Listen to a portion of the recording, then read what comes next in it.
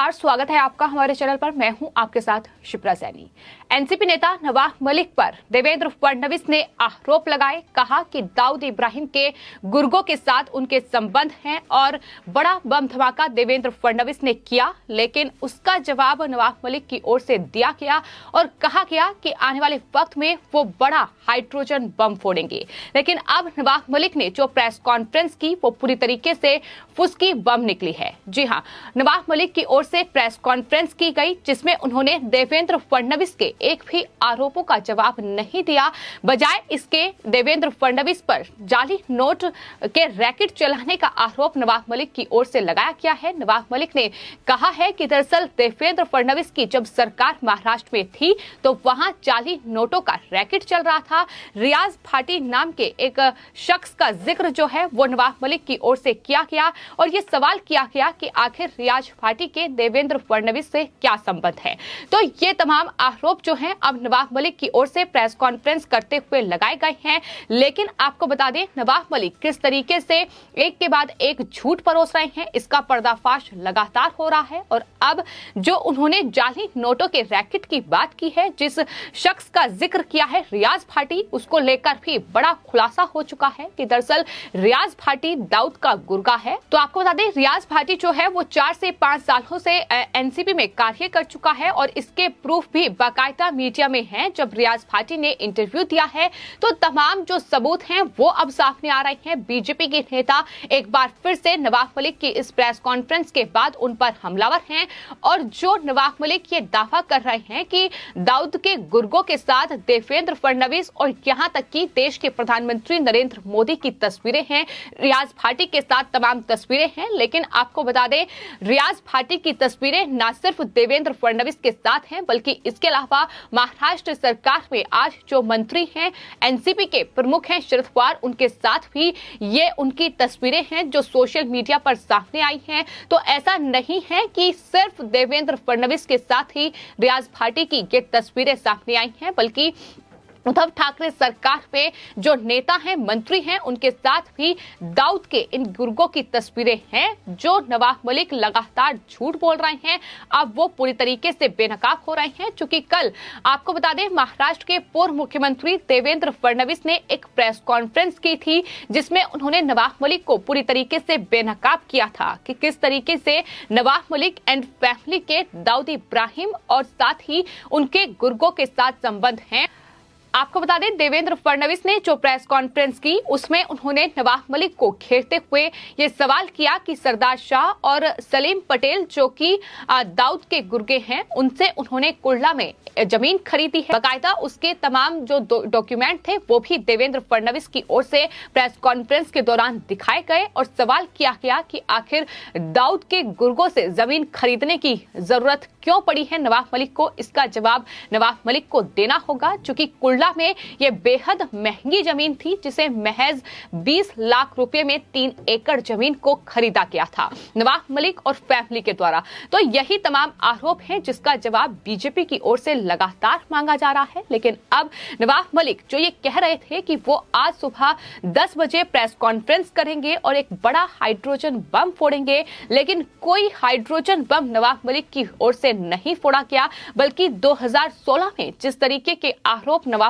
मलिक नोटबंदी के बाद लगा रहे थे, वही तमाम आरोपों को एक बार फिर से दोहराते नजर आए। उनकी तरफ से न सिर्फ देवेंद्र फडणवीस को घेरा गया बल्कि देश के प्रधानमंत्री नरेंद्र मोदी पर भी उन्होंने टिप्पणी की। उन्होंने कहा कि प्रधानमंत्री नरेंद्र मोदी ने यह कहा था कि नोटबंदी सिर्फ इसलिए की जा रही है ताकि आतंकवाद और कालाधन खत्म हो सके, लेकिन नोटबंदी से बड़े पैमाने पर जाली नोटों का रैकेट महाराष्ट्र में चला है देवेंद्र फडणवीस की सरकार में, ये उनकी तरफ से आरोप लगाया गया। और आपको बता दें, जो नवाब मलिक ने प्रेस कॉन्फ्रेंस की है उसमें न सिर्फ देवेंद्र फडणवीस पर ये तमाम आरोप लगाए हैं कि अपने कार्यकाल में उन्होंने इस तरीके से जाली नोटों का रैकेट चलाया है और उन लोगों को संरक्षण देने का काम किया है जो ये जाली नोटों के रैकेट चला रहे थे, बल्कि इसके अलावा समीर वानखेड़े जो कि एनसीबी के जोनल डायरेक्टर हैं, जिन पर तमाम आरोप नवाब मलिक एक के बाद एक लगा रहे हैं,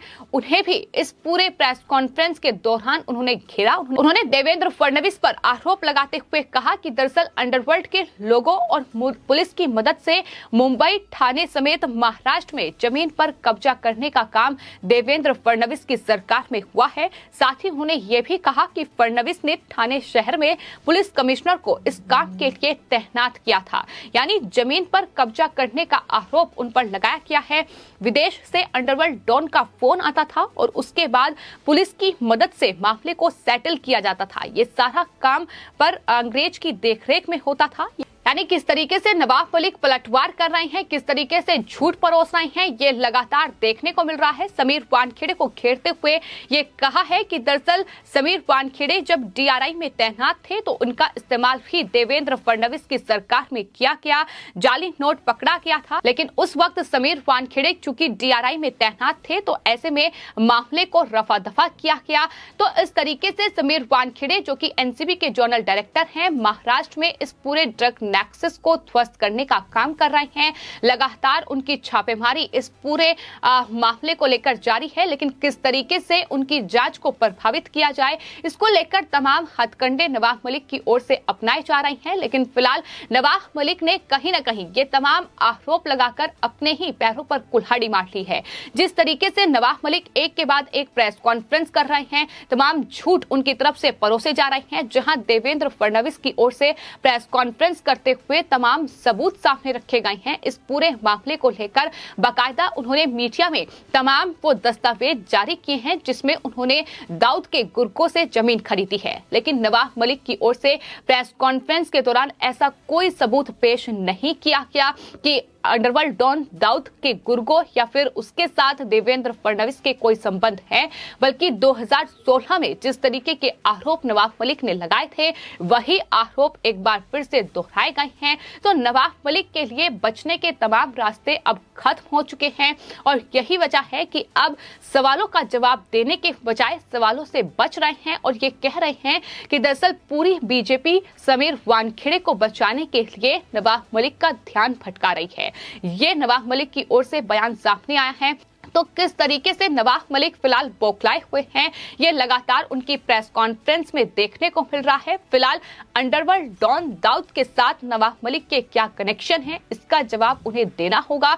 एनसीपी प्रमुख शरद पवार को इसका जवाब देना होगा, क्योंकि देवेंद्र फडणवीस अपनी प्रेस कॉन्फ्रेंस में ये कह चुके हैं कि तमाम जो दस्तावेज उनके पास हैं, तमाम जो सबूत इस पूरे मामले में उनके पास हैं, वो शरद पवार को भेजे जाएंगे। और आपको ये भी बता दें कि देवेंद्र फडणवीस के इन तमाम आरोपों के बाद शरद पवार की ओर से बाकायदा एक मीटिंग भी की गई है जिसमें ये माना जा रहा है कि नवाब मलिक पर जो आरोप देवेंद्र फडणवीस ने लगाए हैं उनमें कितनी सच्चाई है, इसका आकलन जरूर किया जाएगा। क्योंकि नवाब मलिक और उनकी फैमिली किस तरीके से महाराष्ट्र में ये तमाम बड़े भ्रष्टाचार कर रही है, किस तरीके से दाऊद के गुर्गों के साथ मिलकर इस तरीके से ड्रग माफियाओं का ये पूरा कारोबार महाराष्ट्र में चल रहा है, जिसे ध्वस्त करने का काम नारकोटिक्स कंट्रोल ब्यूरो कर रही है, समीर वानखेड़े जैसे ईमानदार ऑफिसर कर रहे हैं। और यही नवाब मलिक की सबसे बड़ी परेशानी है, क्योंकि उनके खुद के दामाद समीर खान इस पूरे ड्रग नेक्सस में फंसे हुए हैं।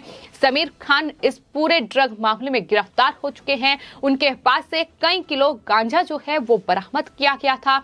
9 महीने की जेल की सजा वो काट चुके हैं और फिलहाल जमानत पर बाहर हैं। तो उन्हें बचाने के लिए एनसीपी के नेता और उद्धव ठाकरे सरकार में अल्पसंख्यक मंत्री नवाब मलिक जो तमाम हथकंडे अपना रहे हैं, जो तमाम एक के बाद एक आरोप एनसीबी के जोनल डायरेक्टर समीर वानखेड़े पर लगा रहे हैं, अब उन एक एक आरोपों का जवाब नवाब मलिक को देना होगा और ये बताना होगा कि आखिर क्या जरूरत थी दाऊद के गुर्गों से जमीन खरीदने की, और आखिर इतने करोड़ों की जमीन को सिर्फ और सिर्फ 3 एकड़ की ये जमीन 20 लाख रुपए में क्यों खरीदी गई।